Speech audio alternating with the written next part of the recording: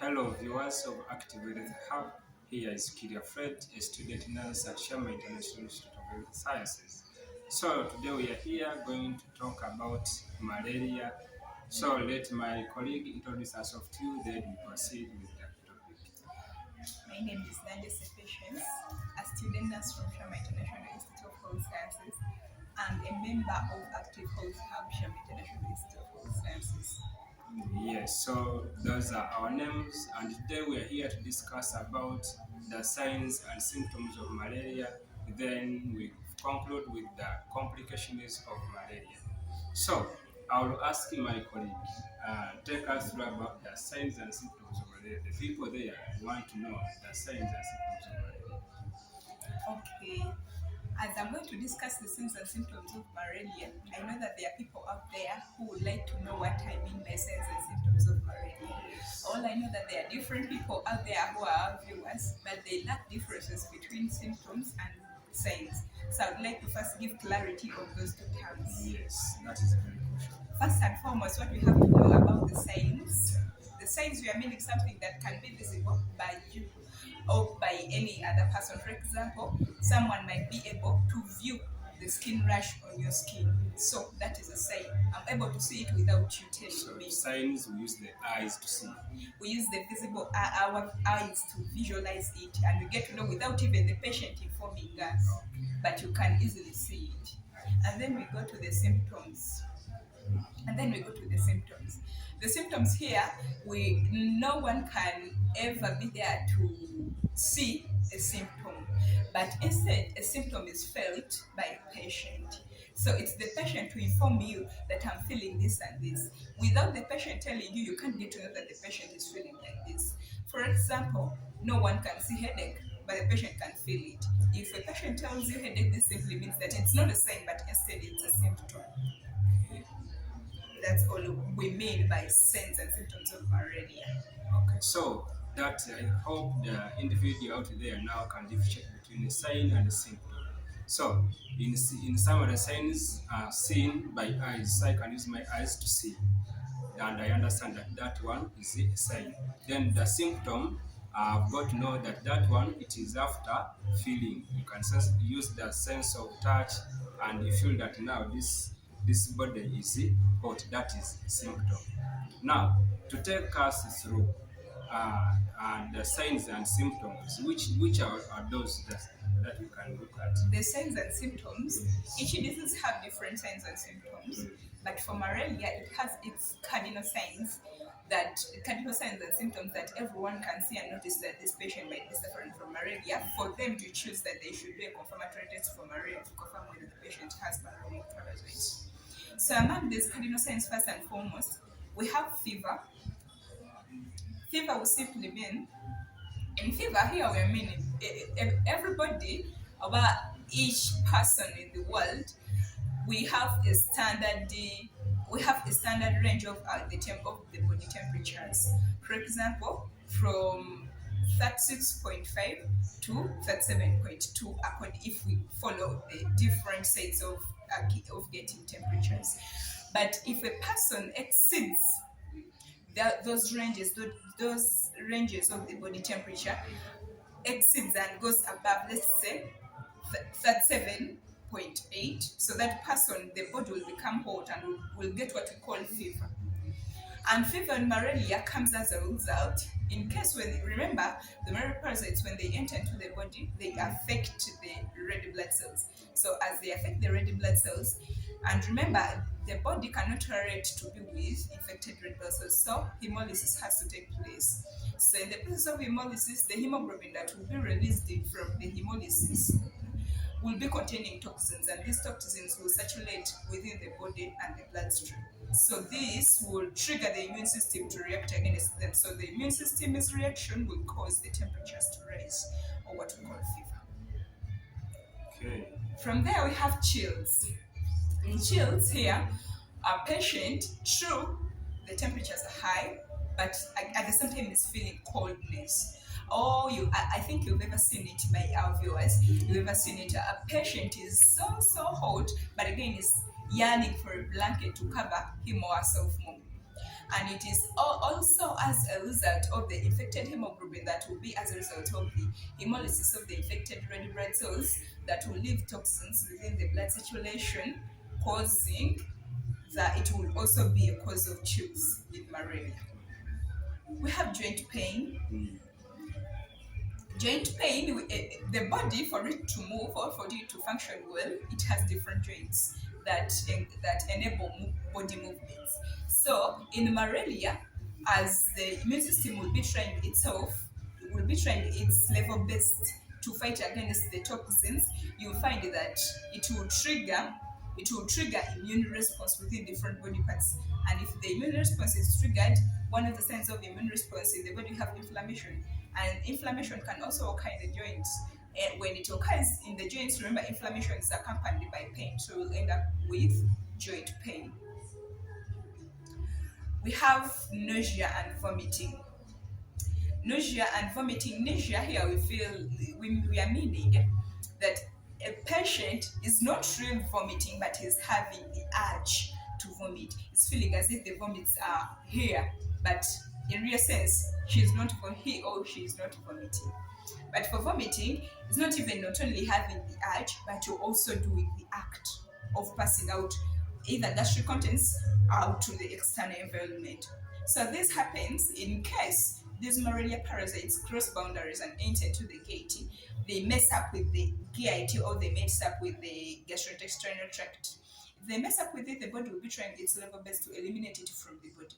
So in the process of elimination, we will be having triggered nausea and vomiting as an immune response of getting rid of the malaria parasites from the body. From there, I have convulsions. Convulsions here, we mean a patient might be there but might experience different episodes of uncontrolled involuntary movements of the skeletal muscles. Uncontrolled involuntary movements of the skeletal muscles. This can happen in case the malaria parasites crosses the blood-brain barrier and reaches the brain, and it tends to be cerebral malaria. So if it comes to be cerebral malaria, this means that the heat radiator center within the body is now disturbed. So the cerebrum will trigger the involuntary movements of the skeletal muscles without a patient's control. So from there, we also have rigors. Rigors here we mean that these are involuntary movements. They are also involuntary movements of the skeletal muscles due to a disturbance in the heat regulatory center in the brain.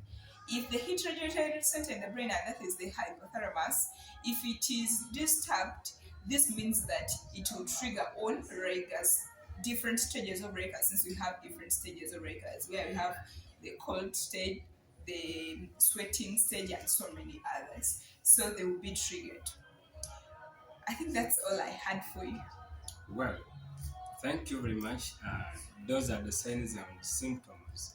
Now, I think that every individual there can now get to know that these signs are presenting the headache, the chills, are now for malaria. Now, besides that, to take you through the complications of malaria. When we talk about complications, what do we mean?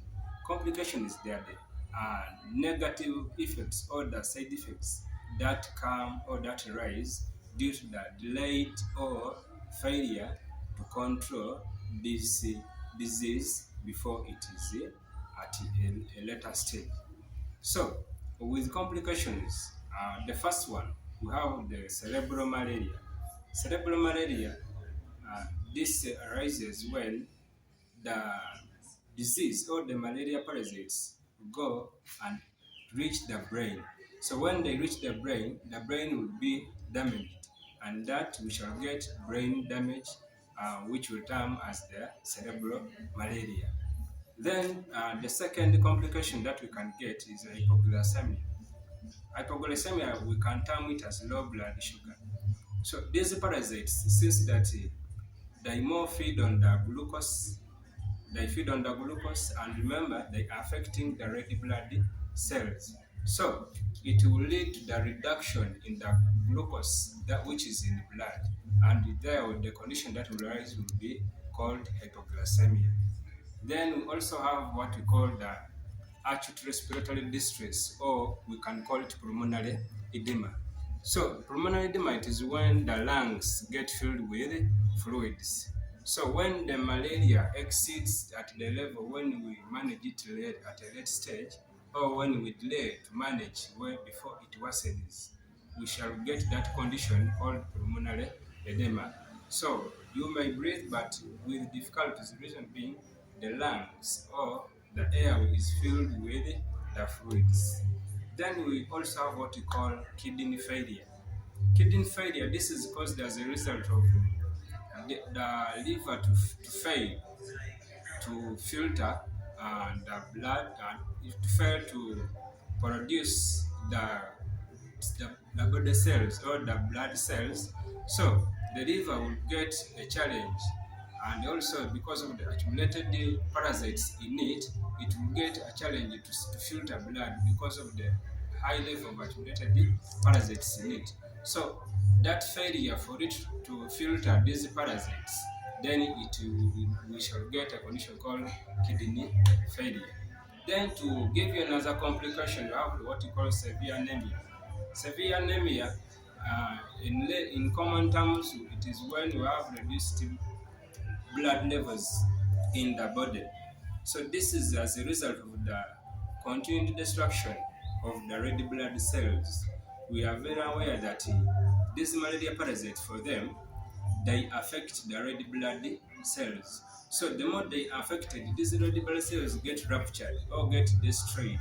So once they are destroyed, it means that they are reducing in number. And when they are reducing in number, we are very aware that among the components of blood, we have these blood cells, and that they are very key in the blood volume. So when they get destroyed, it means that the volume of blood is reducing, and when it reduces, we shall get the condition called severe anemia. So that is about that.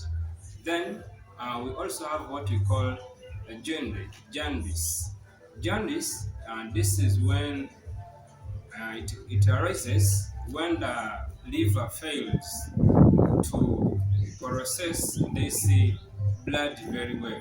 So when it fails, it means that this pigment it will go through blood, and when it goes through blood, you will find that the body has the body.